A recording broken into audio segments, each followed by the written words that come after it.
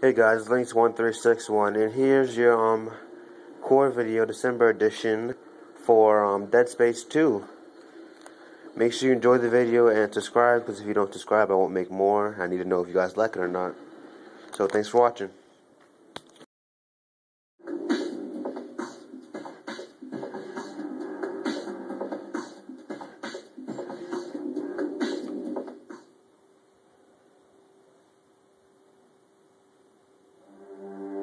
Clark begins Dead Space 2 having forgotten his past, but will never forget. Trapped on a cramped mining spaceship, the engineer fought off hordes of disgusting aliens with just his wits and his mining tools. The twisted minds at Visceral Games have continued tormenting poor Isaac, but at least this time he has a view.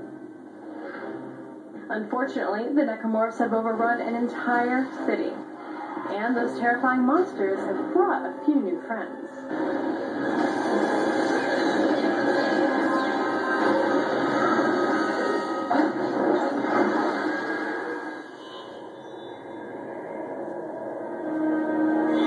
This is a more esoteric question, but how scary is too scary? Like, when do people just kind of be like, I just really don't want to deal with this right now? Dead Space 2 is going to be perhaps even more scary than the last one. What we want to do this time is to switch it up a little bit. Now in Dead Space 2, we're going to get a little craftier about it, right? And we're going to sort of lay low for a bit and then come back.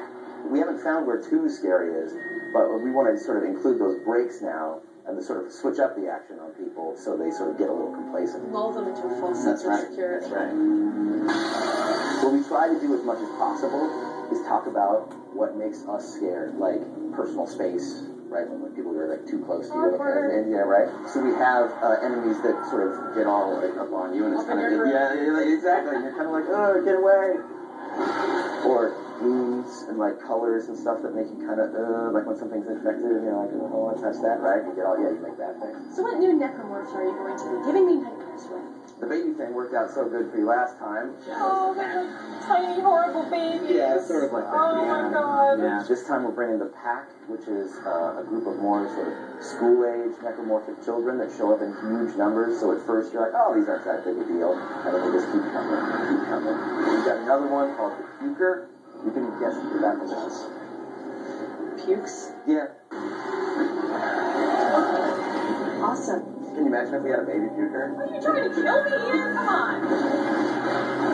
We spent a lot of time upgrading and modeling. Everything does have a lot more detail and a lot more depth to it, but really what we're doing this time is bring a lot more variety.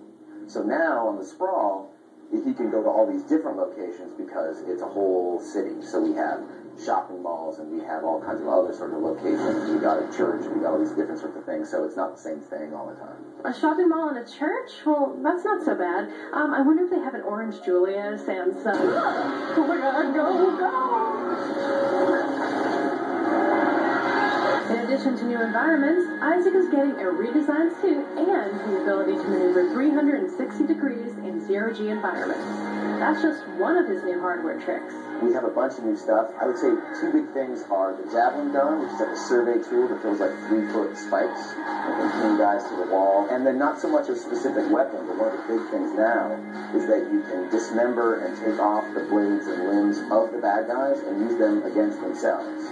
So someone really good might be able to clear a whole room and win a fight with 1 bullet just to get it started, and then just use the body parts from that point on. Good way to save ammo. Yeah, ammo is one of the big things, and you never have enough ammo in this game. Well, that's one of the key ideas of survival horror, right? Is that being cognizant of that ammo conservation, that type of gameplay. So we're finding new ways to make that possible in sort of. Are we going to see move integration? We've announced that we're going to do a limited edition for the PS3 that includes Dead Space Extraction on the disc, and that was going to have full move support. It's a whole nother proper game with a deep story that PlayStation owners are going to get to experience for the first time. And what about multiplayer? Will you be able to dismember your friends? We are including multiplayer. Yes, you will be able to strategically dismember your friends, and it's going to be a proper, cool thing. Whether dismembering your friends online or fighting for your life against the forces of gravity with a giant monster on your ass at the same time, Dead Space 2 could be the game of your dreams. Or, if you're anything like me, nightmares.